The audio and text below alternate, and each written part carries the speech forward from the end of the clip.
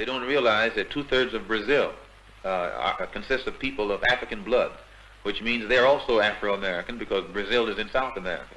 And in all of these, many of these countries in South America and Central America, and even in Canada, they are heavily populated with people whose ancestors came from Africa. So when you total up the number of Afro-Americans, real Afro-Americans, in the Western Hemisphere, there are perhaps 100 million. And if these people ever unite among themselves, not only is it necessary for the Afro-Americans in the United States to be organized, but it's also necessary for the Afro-Americans in the Caribbean, or the Afro-Cubans, the Afro-Brazilians. It's necessary for all of them to be organized. And then once they are organized in each place, we have to organize among ourselves so that the Afro-American in the United States will be working in conjunction in a coordinated program with those who are in Cuba, and those in Brazil, and those in Venezuela, and those throughout the Caribbean, and Haiti, and in the West Indian Islands. And in this way, we actually get strength. And it's not an accident that there's no organization existing in the Western Hemisphere that's designed toward that end. It would be a direct threat to imperialism as it really exists, and to colonialism as it exists in the West. And one of the things that's going to help to bring this about is the independence of Africa. And one of the only reasons that we in the West have never organized, we have hated our image and our African image.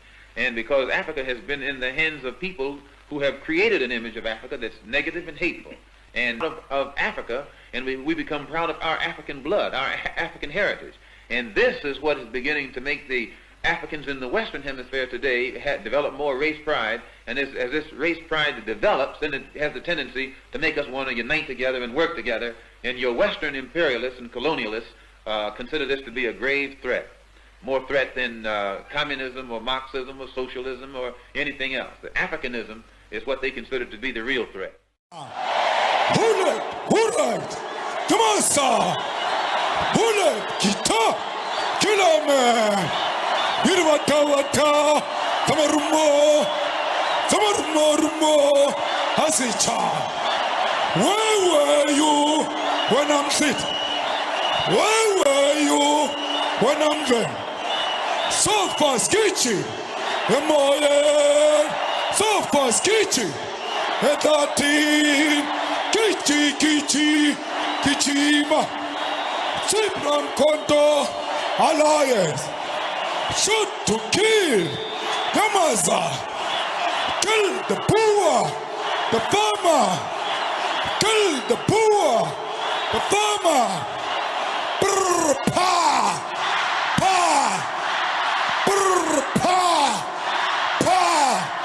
Attention! I came to give you an address from the political prisoners held captive in the dungeons of the United States. They do not want me to give you this address because they do not want our South African brothers to know that there are black political prisoners here in the United States. Brother, comrade Nelson Mandela, on behalf of my brothers in prison, on behalf of the Puerto Rican nationalistas, on behalf of the Native American political prisoners, and on behalf of the white American political prisoners, I say to you, brother, we love you and we will not give up the fight. We will not give up the fight. We will not give up the fight. We will not give up the fight. We will not give up the fight. We will not give up the fight. Amendment! I've seen Nelson Mandela walk out of prison, and I wanted to whisper in his ear that I knew down in the bottom of my soul how he must feel. He is a symbol of the triumph of the human spirit over tyranny. The human spirit is the essence of all just laws. And when the spirit and the heart is corrupt, then the laws and the implementation become corrupt. And the only way we can change the society and the laws that constrain us today and that oppress other people because of their sexual orientation or the color of their skin or the fact that they're male or the fact that they're female or the fact that they're Latino or the fact that they're homeless or the fact that they have no money. The only way we can change that is we have to take a position.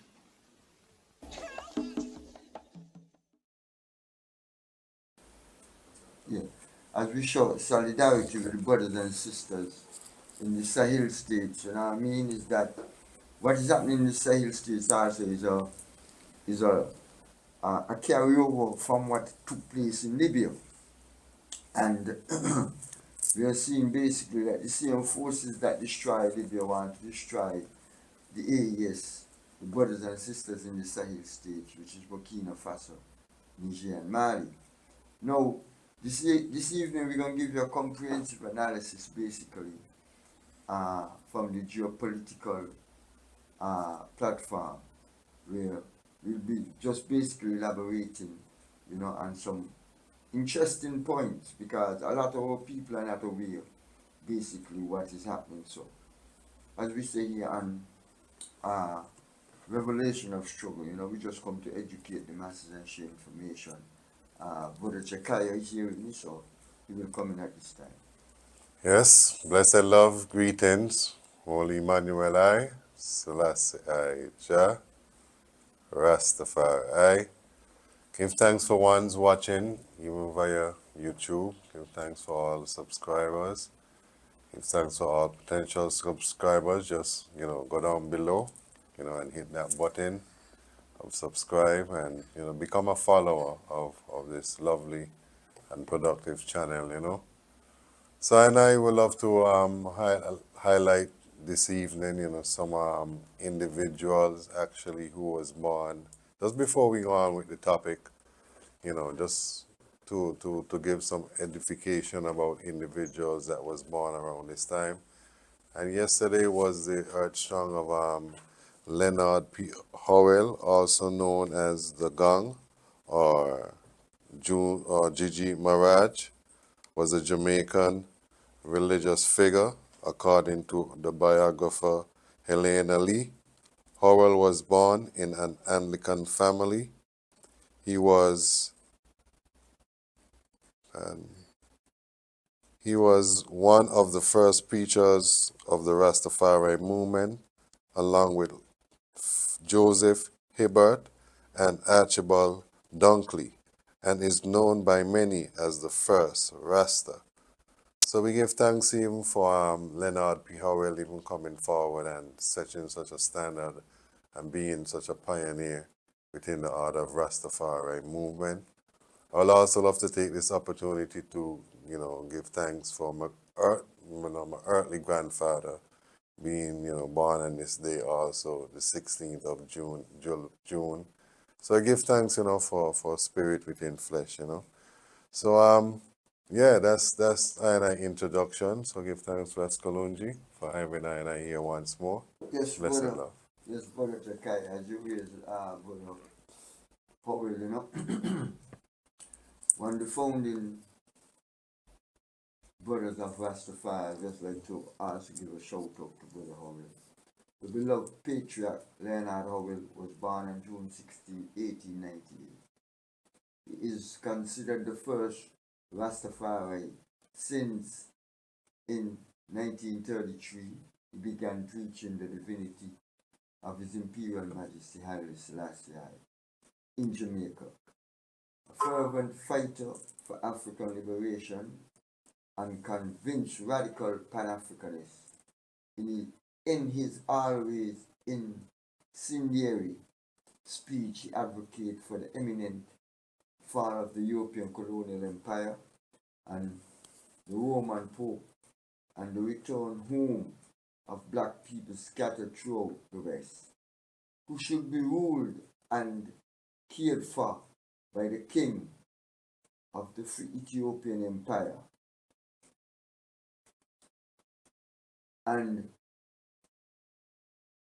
all black supremacist movements owed to our ancestors the basic idea of what the radical African liberation struggle to the build black supremacy means. He and his militants built the first example of a self-sufficient black community in Santa Catalina called the Pinnacle. This community prospered until the colonial army advances raised the Pinnacle several times, where the Rastafari were arrested, imprisoned, humiliated, beaten, and committed countless atrocities. Because of his courageous and radical stance, he was arrested, beaten, and wounded multiple times, eventually become the CIA and British intelligence agencies number 2 target after Marcus Garvey. Today we commemorate the bravest patriot, the frontline maroon, the priest, the martyr of black supremacy, Leonard Howell.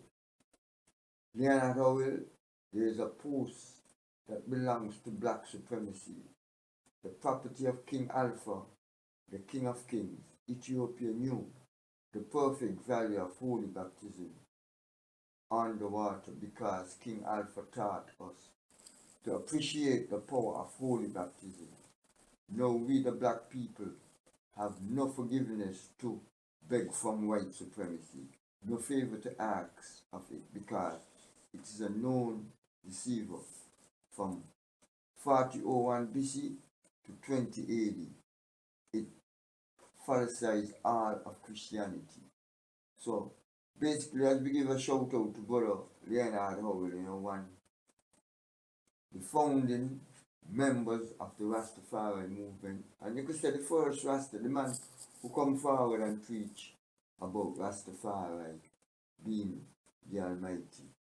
So, like we said, we just give a shout out, so we just give thanks for that acknowledgement. Brother Leonard Howell, a real Pan-Africanist and revolutionary. So, one love, give thanks. Dear Brother Jakai. Yes, blessed love. Well, then, pertaining to the topic tonight at hand, we talking about the Israeli and Iran war that is currently taking place, as we see the news break out about 3 days ago now. That is according to, international trusted quote-unquote media. So some of the reports that I've been getting out of these places is, there's bomb strikes and missile strikes on both sides, and Israel is the one who attacked first, right? And so, there are some questions, that I ask, how would the war, one first question, in what year Israel was established and why? And where was the other places being considered to place the Jewish land of Israel? How can the war between Israel and Iran affect the Caribbean? But Kalonji, I think you have a bit more knowledge on how this war actually, started. So you could start with that. And, well, basically, the history of Zionism, we know about the Balfour Declaration, where basically England being back in those times the foremost power in the world, before. It was coming after the Second World War. Israel was established in 1948, and what the Palestinian people call the Nakba, the genocide started and the extermination of the Palestinian people. Round about that time, where they drive, I think is over 50,000 Palestinians out of Palestine. And from that day on, and what is so interesting about 1948, that's the same year that the apartheid state was established.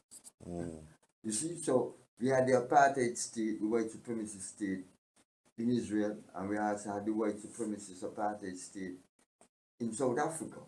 You know, the Boers established the apartheid state in South Africa. But before we go any further, we're going to play some information here and make some analysis. And the geopolitical report here by Ben Norton is a very interesting figure, you know, so you have a lot of information, so you hear from Ben Norton. Israel is at war with Iran. Israel started this war by launching a surprise attack on Iran on the 13th of June. And in the following days, Iran hit back, Israel attacked Iran again, and it escalated into a larger conflict. Now, the U.S. government is deeply involved in this war on Iran. U.S. President Donald Trump knew about all of the operations because the U.S. was helping Israel to plan and to carry out this attack. Israeli officials were given a very clear green light from the U.S. government, and Donald Trump personally gave his approval to Israel's Prime Minister Benjamin Netanyahu. The U.S. government also provided Israel with very important intelligence that was used to target Iranian officials. And just 3 days before Israel started this war, the U.S. delivered 300 Hellfire missiles to Israel, knowing that Israel would use these U.S. missiles in order to attack Iran. And after Israel started the war, the U.S. military got directly involved. This was admitted by the Wall Street Journal. The newspaper reported, quote, "The U.S. military is operating in the air, on land, and at sea to shoot down Iranian missiles fired at Israel," end quote. It added that before Iran's retaliatory strikes even began, U.S. fighter jets, Navy destroyers, and ground-based air defense systems were already positioned in place to help counter the attacks on Israel. This is even more evident. Brothers and sisters, as we pause there for a minute, now you hear all that information. The United States is involved in this war also. The United States said it will always back Israel. Now, why we can't back our African struggle? If the United States is going to support Israel, we got to support the Sahel states. You know? But these imperialists have us so divided that we don't even know where our loyalties lie. But as we give you some serious analysis in terms of what is taking place between Iran and Israel, that Israel attacked Iran first, and Iran hit back at Israel, firing missiles at them. So missiles is going back and forth.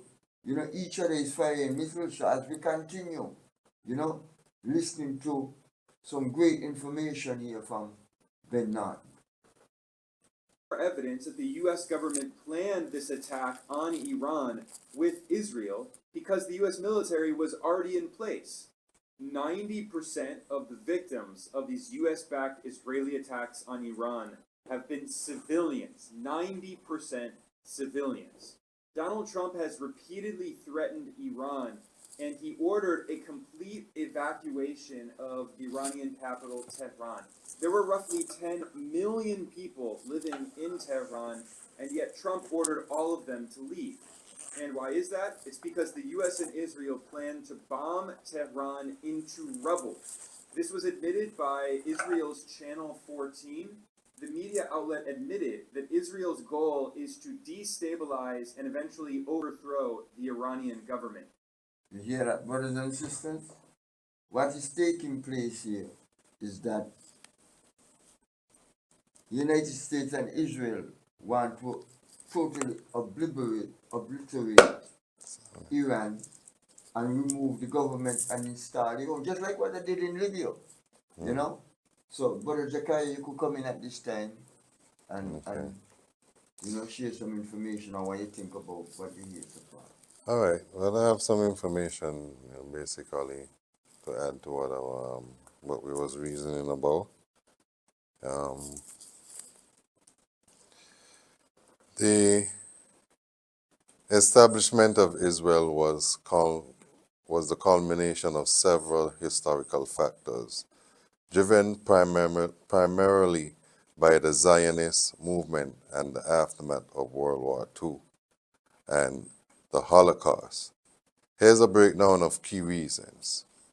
Zionism, the Zionist movement emerged in the late 19th and early 20th centuries, advocating for a Jewish national home in Palestine, the historical land of the Jewish people. This movement was fueled by centuries of anti-Semitism and persecution of Jews in Europe. Historical and religious connections. Jews have a deep historical and religious connection to the land of Israel, also known as Palestine. You hear what they're saying? Where their identity, culture, and religion were formed thousands of years ago. The Balfour Declaration, 1917, during World War I, the British government issued the Balfour Declaration, which expressed support for the establishing in Palestine of a national homeland for the Jewish people. We have to remember now, they mentioned the Holocaust, and we have to remember with Hitler. These people who are, the terminology is right, Jewish, because as you know, biblically it even states that, they be calling themselves Jews, but they're not, but they're actually the house and the synagogue of Satan, So the real Jews, actually, if you have to check within history, all this area was where David, had the biblical David, had his territory, So all these lands are definitely African lands, significant lands, same way too. But they have been conquered over time.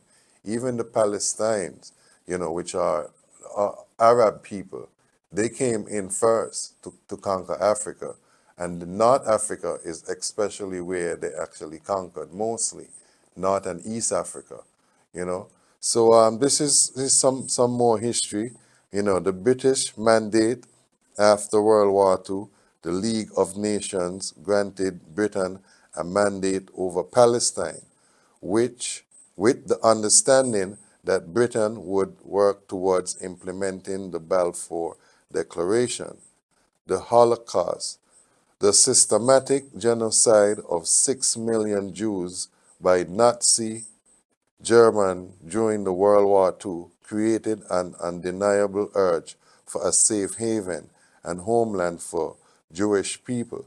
Many Holocaust survivors felt there was no future for Jews in Europe and desired a place where they would no longer be vulnerable minority. United Nations Partition Plan 1947, in the face of increasing violence and the inability to find a solution, Britain handed the issue of Palestine over to the newly formed United Nations. In November 1947, the UN General Assembly adopted Resolution 181, which proposed partitioning Palestine into independent Arab and Jewish states, with Jerusalem under international control. The Jewish leadership accepted this plan, while Arab leaders largely rejected it. Termination of British mandate.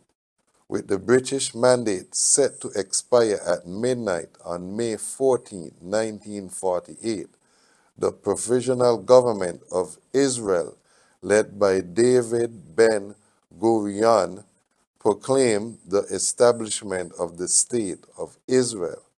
The establishment of Israel was met with both international recognition, The United States, for example, recognized the new state on the same day, and immediate conflict with neighboring Arab states, leading to the 1948 Arab-Israeli War. I'll stop there for now. Yeah, but yeah, brother Jekiah, but you see, these so-called Jews who say that their lineage and tradition go back to Palestine is false. Mm-hmm. They are Europeans Yes, that's coming out of the Caucasus Mountain. And Yeah. basically, there were several sites Well, I'm about to get into that. for the site of Israel. And Uganda was one of them. I'm about to, yeah. You understand? And also Argentina and Guyana in South America. Yes, sir. You see? And a lot of people Don't don't know know. these But history. basically what happened is that the white supremacists or the imperialist forces, they wanted to put some colonizers in that part of the world. You know what I'm saying? To, in the future, even destabilize it. Yeah. You know? But as we will continue with Ben Norton, you know, And not only that, that would distort history too also. As you know, they want to lay claimage to certain things, and even putting it in Uganda, they had to even, reconsider, because now it's predominantly black. So how would you explain, those type of a thing? So where they put it, like within the borders of Europe, was ideal for them, Yeah, but basically in that part of the world, because what happened is that they had to settle for Palestine because of the biblical reference. Yes, sir. You see what I'm saying? Yeah. But Brother Ben Norton will elaborate some more. Yeah. So this is not about Iran's nuclear program. This is about regime change. The U.S.-Israeli strategy is to cause mass chaos and scare the civilian population and force millions of people to be displaced, which will destabilize the government, and then the U.S. and Israel plan to bomb Tehran into smithereens. Israel's defense minister said, quote, "Tehran will be treated like Beirut," end quote, referring to the 2006 Israeli war on Lebanon, in which Israel devastated the Lebanese capital, Beirut, and bombed civilian infrastructure, causing mass chaos. Israeli military officials have admitted that they could not wage war without support from the U.S. government, and that includes Israel's war on Gaza, Lebanon, Syria, and now Iran.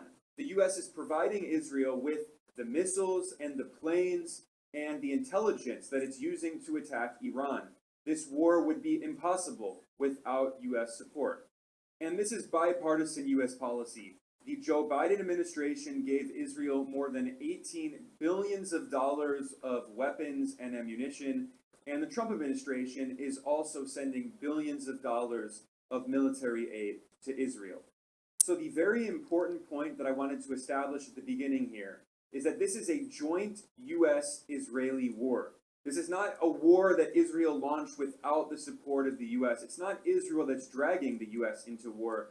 The U.S. government is deeply involved, gave the green light to Israel, and is overseeing this war against Iran. If you want more information about that, in the description below, I will link to the other video and article that I did explaining that point. But today I want to answer another question, which is why the U.S. and Israel are waging war on Iran. What is the goal of this joint U.S.-Israeli war? Well, the reality is there's not just one goal, but rather multiple goals. I wrote out a list of the main things that the U.S. empire is trying to accomplish with this war on Iran. The first and most obvious is to maintain U.S. hegemony in West Asia, also known as the Middle East. The second is to destroy the anti-colonial axis of resistance. I'll talk about that later. This is the alliance of revolutionary groups in the region that are allied with Iran and have been fighting the U.S. and Israel. And by destroying the axis of resistance, this would make it possible for the U.S. and Israel to carry out the total colonization of Palestine, which is obviously one of their main goals. I mean, this strategy is not new at all, but Donald Trump said the quiet part loud, and he admitted that the U.S. wants to colonize Gaza and turn it into an outpost for the U.S., especially one where he could build luxury real estate and profit? The U.S. will take over the Gaza Strip, and we will do a job with it too. We'll own it. You know, Gaza is interesting. It's a phenomenal location. On the sea, best weather. You know, everything's good. It's like some beautiful things could be done with it. But the U.S. empire also has several other goals. But brothers and sisters, you hear that from Mr. Trump himself. He want to build a Riviera right there in the Gaza Strip. And they want all these people being removed. You know? And, you know, it come back to Eric Prince, where he's saying that they want to recolonize Africa. We have to understand our role in these things as black people and how does it affect us, as Brother Jakaya said before. You know, what the war between Israel and Iran mean for the Caribbean and black people in particular. You see, we have to be cognizant of the fact, like I always say, we are at a historical moment, brothers and sisters. What is actually happening in the world is that through the capitalist system is in crisis, you know, the hegemony is on the decline, and they want to reconfigure how they're going to exploit us more. So basically what is taking place is that they're going to be waging war on a lot of people, because it's not only Iran. They have a plan to build a waging war right now in terms of Russia and Ukraine, and the ultimate goal is to attack China. You see, these are plans that are in effect, and our people here, especially in the Federation of St. Kitts and Nevis, doesn't have a clue about these plans, but they're in the public domain. So what we are saying is that our role here and our purpose is to keep informing and educating our people about what is actually taking place, what is the reality, you know, in terms of the imperialist forces and how they want to reorganize and re-establish their hegemony and empire globally, because the main prize for them is to attack China. Because in the coming years, that's the move. That's where you see they're talking about Taiwan, and China want to take back Taiwan. Taiwan is part of China, but these colonizers and imperialists and white supremacists, you know, they figure that as former colonial possessions, they want to recolonize these places. So that is what is actually taking place. So Brother Jakaya coming in at this time. So how can a prolonged war, if this war now goes, you know, for a period of time, how would that affect the Caribbean in general? That's a question. That's a big, you know, how would it affect the Caribbean economy? You know, because Let me say this. It will affect us this way, right? Oil is one of the main ingredients in terms of driving global economies. Most of the oil of the world come out of that part of the world. I don't know if you ever heard about the Strait of Hormuz. Well, I'm about to read about it. You know what I'm saying? Yeah. So if the Iranians stop ships from coming through the Strait of Hormuz, right? Basically, inflation will be rising. Oil prices will be rising. And it will have a serious effect for us here in the Caribbean in particular. You know? So you can continue. A prolonged and intensified conflict between Israel and Iran, while geographically distanced from the Caribbean, could significantly impact the region's economy through several interconnected channels. 1.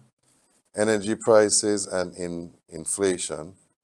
Oil prices spike. The most immediate and significant impact would likely be on global oil prices.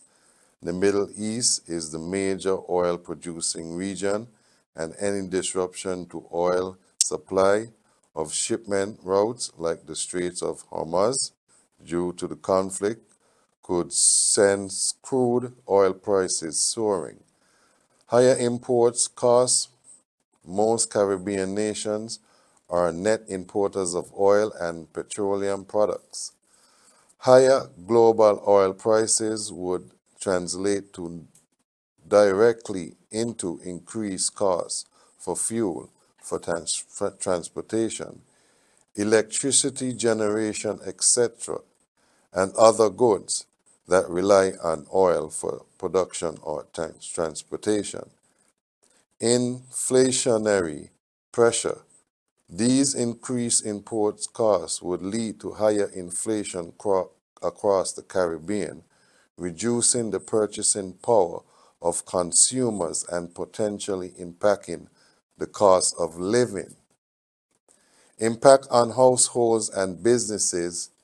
Higher energy prices would squeeze household budgets, especially for the poorest, and increase operating costs for businesses, potentially leading to reduced economic activity and job losses. 2. The tourism sector. Reduced travel demand. Geopolitical instability and rising global travel costs due to higher fuel prices for airlines would deter tourism from major sources like North America and Europe. Impact on cruise industry and conflict might also affect the cruise industry, a significant contributor to Caribbean economies. If passengers become hesitant to travel, or if routes are indirectly impacted by global anxieties, economic reliance. Many Caribbean economies are heavily reliant on tourism, some contributing as much as 50% of GDP and employing up to half of the labor force,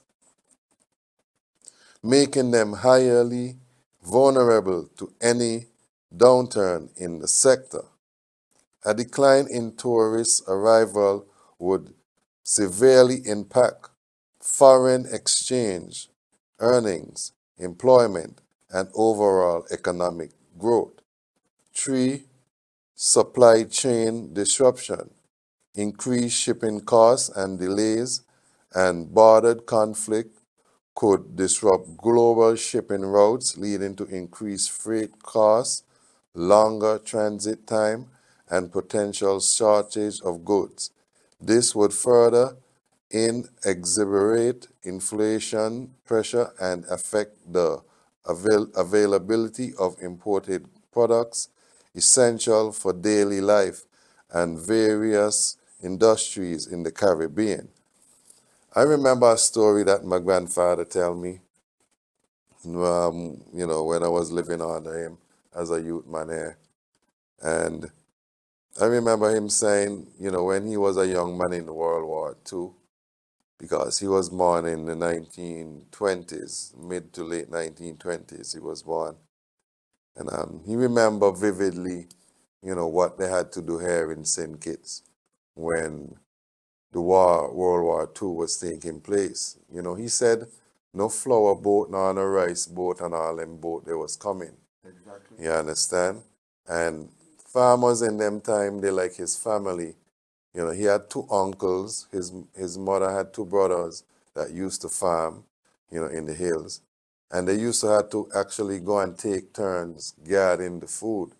They would have to cut the vines of the potatoes short in order, to not to alert other individuals that potato is ripening up in the field. You understand?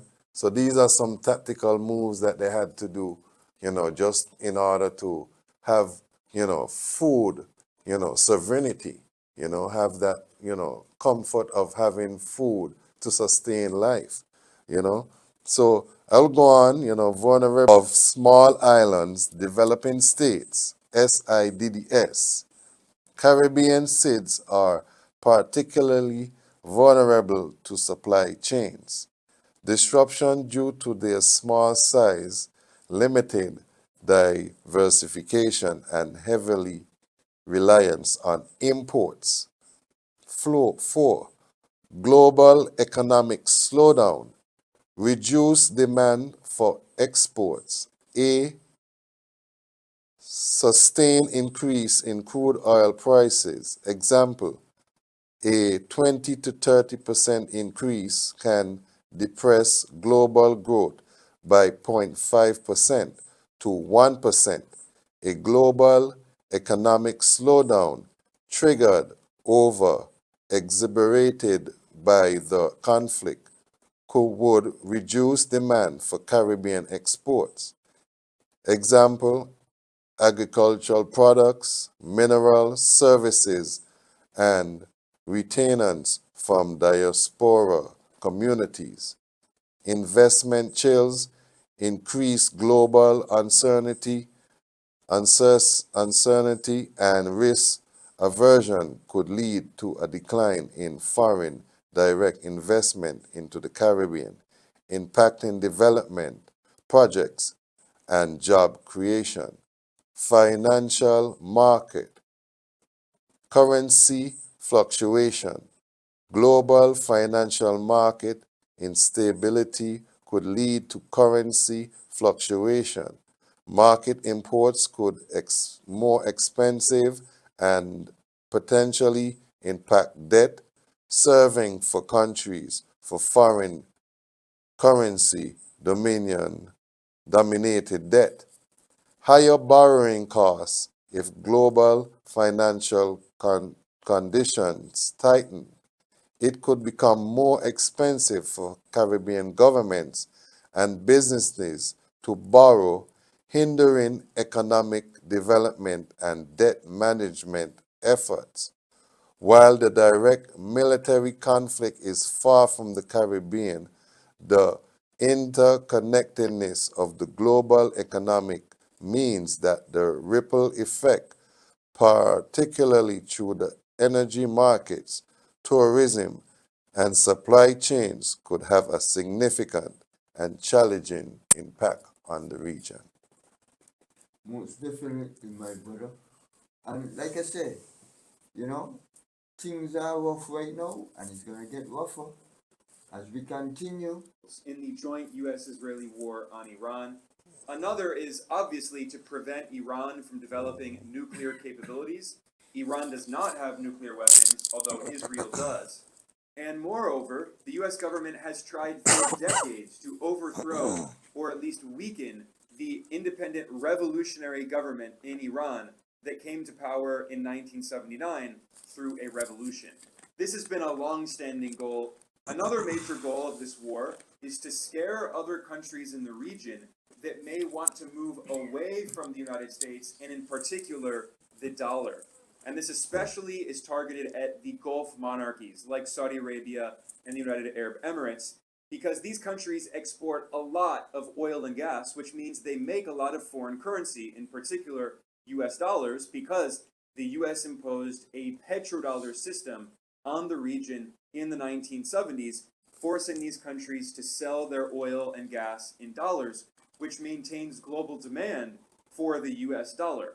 However, in recent years, the Persian Gulf countries have been moving closer and closer to China, which is their largest trading partner, and even Saudi Arabia is now talking about selling its oil in China's currency, either renminbi or yuan, which would be a major blow to the global dominance of the US dollar. Again, I'm going to go into greater detail about this issue later. This is just a brief summary. So again, one of the goals of this US-sponsored war on Iran is to preserve the petrodollar system and ensure continued global demand for the US dollar. Related to that is the US goal of destabilizing BRICS and the Shanghai Cooperation Organization. BRICS is the Global South-led organization that originally consisted of Brazil, Russia, India, China, and South Africa, but it has expanded greatly, and in 2024, Iran became a full member of BRICS. Iran also officially became a member of the Shanghai Cooperation Organization in 2023. Again, I'll talk more about that later. But the point is that this US-sponsored war against Iran aims at dividing the global south and disrupting the multipolar project in which global south-led organizations like BRICS and the Shanghai Cooperation Organization play a key role. And the final goal related to that is that the U.S. wants to break up the partnership between Iran, Russia, and China with the ultimate goal of isolating Beijing. Because the United States is waging a new Cold War on China. This is Cold War II. This is admitted openly now in Washington. It's no longer even controversial saying that. So the U.S. is trying to isolate China by dividing it from some of its most important allies. And some of the most powerful partners of China include Russia and Iran. This is why Donald Trump himself admitted that he wants to divide Russia and China, because this is the age-old strategy of divide and conquer. You never want Russia and China uniting. We united them. It's a shame. The stupidity of what they've done. Well, I'm going to have to ununite them, and I think I can do that too. I have to ununite them. If the U.S. can destabilize the independent revolutionary government in Iran, potentially even overthrowing it, and especially if the U.S. can divide Russia and China, this is part of Washington's new Cold War strategy to isolate Beijing. So you can see that this U.S.-backed war against Iran is about much more than just Israel-Palestine, and it's also about more than just West Asia, just the Middle East. This is a conflict with major geopolitical and economic implications spanning the entire world. And in the rest of the analysis today, I'm going to go through point by point and explain the goals and the strategy of the U.S. empire in this joint U.S.-Israeli war on Iran. Now, I want to start by highlighting an excellent point that was made by Brian Berletic, who is the host of the independent news outlet, The New Atlas, and he does great research.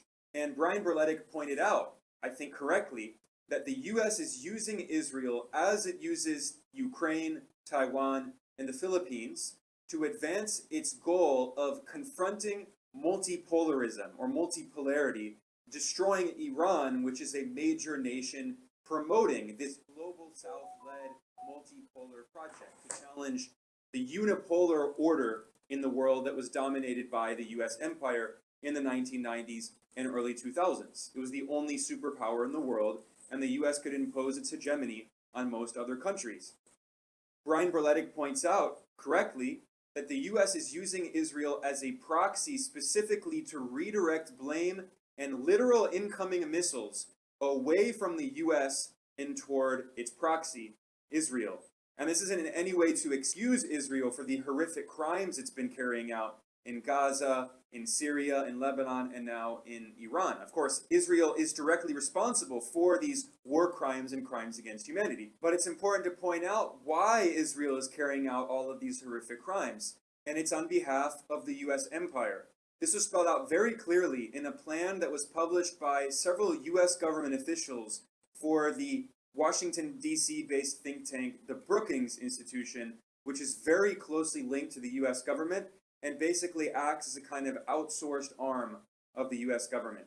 In 2009, these U.S. government officials, these U.S. imperial planners, published a strategy paper titled "Which Path to Persia? Options for a New American Strategy Toward Iran." And chapter 5 is titled "Leave It to Bibi," that is Benjamin Netanyahu. So leave it to Netanyahu, allowing or encouraging an Israeli military strike on Iran. In this paper, these U.S. government officials at a U.S. government-backed think tank wrote that the U.S. should encourage Israel to attack Iran, and this is what they said, quote, "The United States would encourage and perhaps even assist the Israelis in conducting the strikes themselves, in the expectation that both international criticism and Iranian retaliation would be deflected away from the United States and on to Israel," end quote. This is exactly what the U.S. empire is doing today. I mean, they spelled it out so clearly. It's so obvious. Trump personally gave Israel the green light. He knew about the operation. He helped to plan it. Trump delivered Israel hundreds of missiles 3 days before Israel started the war. And the U.S. has been giving Israel billions and billions of dollars of weapons and military assistance for decades, but especially since 2023. The Biden administration and the Trump administration together have given well over $20 billion of weapons and ammunition, missiles, and other military equipment to carry out these proxy wars on behalf of the US empire. And this is why the former US Secretary of State Alexander Haig famously said, quote, "Israel is the largest American aircraft carrier in the world that cannot be sunk. It is located in a critical region for American national security," end quote. So, Yes, brothers and sisters, you hear that analysis, and we here at Revelation of Struggle, we do not have a paralysis of analysis. You see, what I'm saying to our people is that these people plan for 5, 10 years ahead. Now, this information is nothing new to me.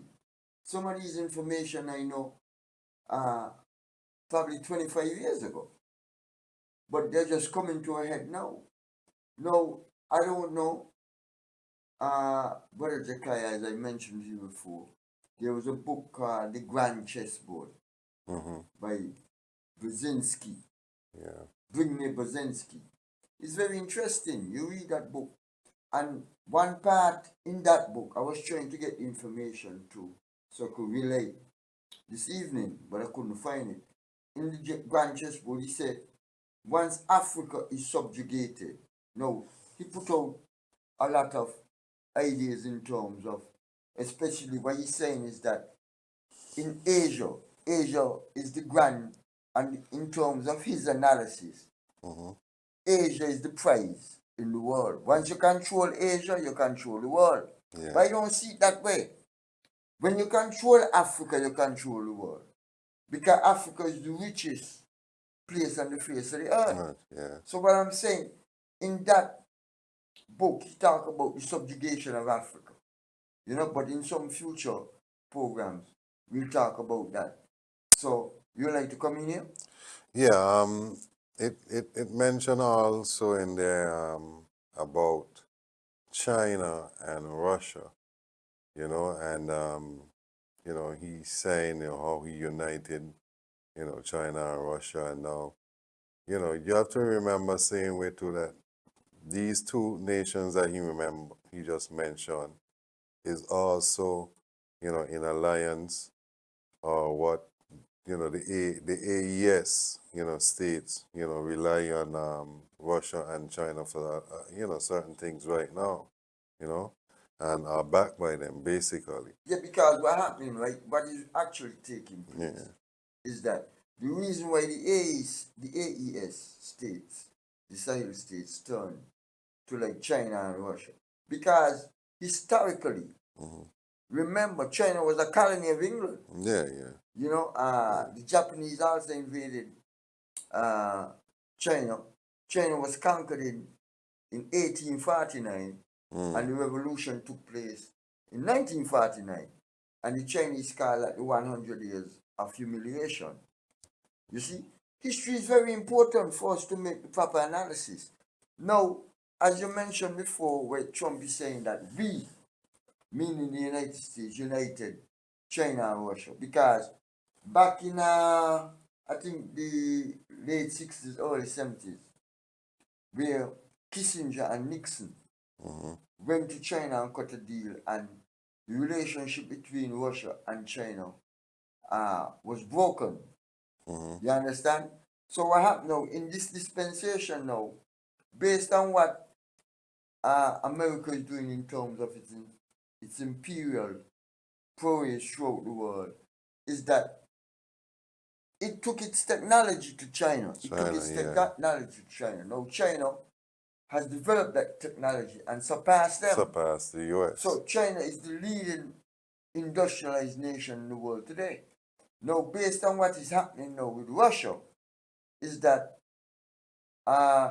NATO, in particular the United States, Ukraine wants to become part of NATO.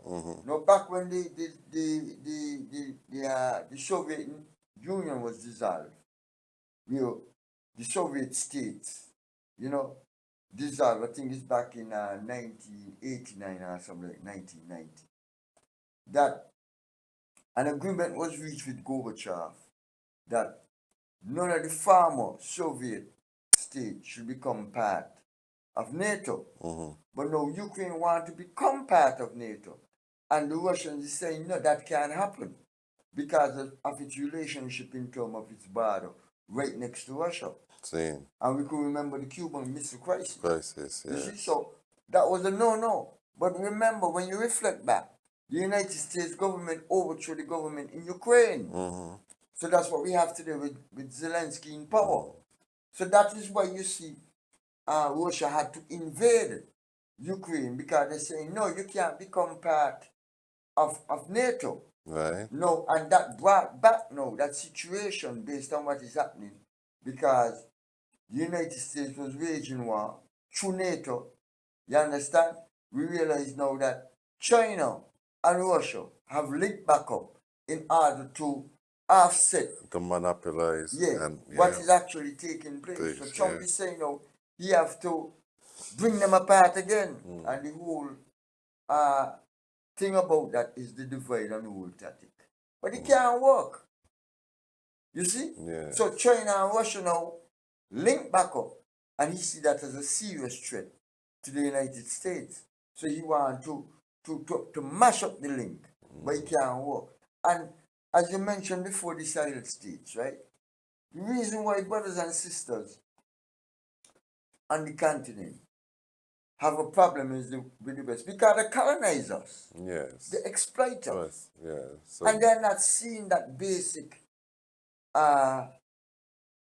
relationship in Between- terms of Russia and China, in that they want to come in and recolonize or colonize us and exploit us like how the Europeans was doing. Because we got to remember China was a colony of England. of England. England Yeah. conquered China. Most of the world. Yeah, India yeah. and all in place. Exactly. And what is actually taking place now, especially in the Sahel states, for instance, the the liberation forces on the continent, they couldn't get no weapons from the West. They got it from Russia and Well, I China. just mentioned India and thing. India and Pakistan right now at some kind of a odd same. Yeah, they had a conflict there. They had some because okay, for instance, the same thing is England who created Pakistan. Yeah. You see the divide and rule, you know what I mean, Hindu and Muslim. You see what I'm saying? So they're always using the divide and rule tactic. We really linked in June, you know. Yeah. From You know, so what we are saying is that, especially to our people and here in the Federation, this divide and rule tactic got to be done away with. Because if you don't want to unite, then you're against us. Right. You know? So you like to continue? You know, it's just to take some of the practices, you know, in hand into account, you know, like you stated, unity. Unity is the only accepted goal right now. And that it should be something paramount that we thinking and reasoning about. How could we offset, you know, some of the things that are taking place on the worldwide stage? You know, even like we say within farming industry, how can we heighten that and be more self-sufficient? You know, so these are some of the things that, you know, that needs to be addressed even within these small island states, you know, to just bounce back, even not just bounce back, but, you know, have up that armor of protection against what's taking place internationally right now. Because like I just read and stated, we are in a global market and everything is connected and interconnected and intertwined, you know, so everything will affect down the line. As you know, with COVID was a perfect demonstration of what them can do or what they will do, you know, when they decide to oppress and lock off and, you know, these type of things there. So we have to realize, like I say, farming, the economic backbone of any nation, that should be paramount at this time, you know. Definitely. Yeah. We should be self-sufficient in food production. Yeah, most but of it, but the powers that be, they don't see that, you know, because they're in league with the colonials. Something I was thinking about before you go on, you know, there's a lot of mangoes that go at waste in SK, especially when mango season in its heights, you know, and in its peak. And you just even go in the mountain and see all of these flies and things. What I'm trying to say is that if the government, you know, any government, I'm not being, you know, specific, if they would put into mandate and carry out that mandate where they equip the agriculture with a processing plant, when them can turn, the mangoes into like puree, mango puree, dehydrating mangoes. You could be shipping those to the European market that don't have mangoes. You understand me? And even some markets within the US which don't have mangoes and don't have mango puree for bartenders wanting to mix drinks, and certain recipes may call for certain things. So that's what I'm saying. There's a way that you could, you could harness your own resource, the own things that you have in your country, and just look at it from a different angle to see where the people can, profit. There's a lot of things could be done, but like I said, these colonial governments, you know what I mean? Yeah. Babylon tell them what to be done.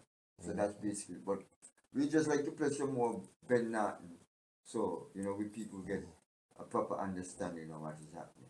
So in other words, Israel is an unsinkable aircraft carrier for the U.S. empire.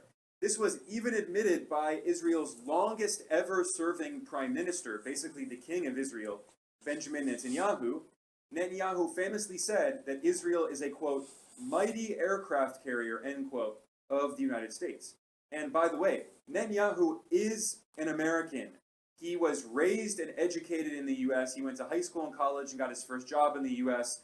He had U.S. citizenship twice, and he only gave up his U.S. citizenship in order to be Israel's prime minister. But he is an American, and what he's doing is serving the interests of the U.S. empire. So this brings me to the first goal of the U.S.-Israeli war on Iran, which is to maintain U.S. hegemony in West Asia, also known as the Middle East. This was clearly spelled out by the Pentagon, the U.S. Department of Defense, back in 1992 in the infamous Wolfowitz Doctrine. This was a plan that was written by the Undersecretary of Defense, Paul Wolfowitz, a notorious warmonger. And in the Wolfowitz Doctrine, he stated very clearly that the goal of the U.S. empire was to prevent the rise of any other superpower that could challenge the dominance of the United States in the world. At this time, in the 1990s, the Soviet Union had just been overthrown a year before, in 1991. The U.S. was the only major power in the world. It was a unipolar world dominated by the U.S. empire. And they wrote very clearly in this Pentagon document that the, quote, goal is to preclude any hostile power from dominating a region critical to our interests, end quote. And they named several regions. Among them were the Middle East / Persian Gulf and also East Asia. And those are the main two areas today that the U.S. military is targeting, especially under Trump. In East Asia, the U.S. is militarizing the region to try to encircle China as part of the new Cold War. And now, of course, the U.S. is using Israel to wage war all across the Middle East, West Asia, to try to recreate the region, overthrowing all of the independent governments and propping up pro-U.S. regimes. And as they stated very clearly in the Wolfowitz Doctrine, the goal is also to maintain U.S., quote, control of the resources of such a critical region, end quote. So if you think about the geography of this region, if you look at a map, it becomes pretty clear why the U.S. empire has been so dedicated to propping up this colonial regime in Israel, and why this has been bipartisan. Because it is perfectly located geostrategically, geographically, as a launch pad for the U.S. to wage war on all of the other countries in the region to maintain control over West Asia, over the Middle East. I mean, Israel-Palestine is this crucial point that links West Asia to the Mediterranean, going into Europe. It also links West Asia to Northern Africa, to Egypt. So the U.S. empire has used this unsinkable aircraft carrier in Israel to attack Iran, to attack Iraq. Let's not forget the U.S. invaded Iraq 2 times. To attack Syria after over a decade of war on Syria that started in 2011 and ultimately succeeded in the overthrow of the Syrian government in late 2024. The U.S. has also been attacking Yemen. The Donald Trump administration waged war on Yemen, continuing the war that was also waged by Obama and Biden. So the US is constantly using Israel to destabilize all of the independent governments in the region and maintain hegemony over West Asia. Now, obviously, it goes without saying that West Asia has the largest reserves of oil and natural gas on Earth. 9 of the world's top 20 largest oil producers are located in this region. However, I should point out, the United States is the world's #1 producer of oil. Similarly, 7 of the top 20 largest producers of natural gas are located in this region. Although, once again, the United States is the #1 producer of natural gas on Earth as well. So it's not that the United States needs this oil and gas. The US has tons of oil and gas. Of course, US corporations, for-profit fossil fuel companies, would love to exploit the oil and gas of this region, which is largely controlled by state-owned companies. Saudi Arabia, for instance, has the massive state-owned oil company Saudi Aramco, and the other Persian Gulf countries also have state-owned oil and gas companies.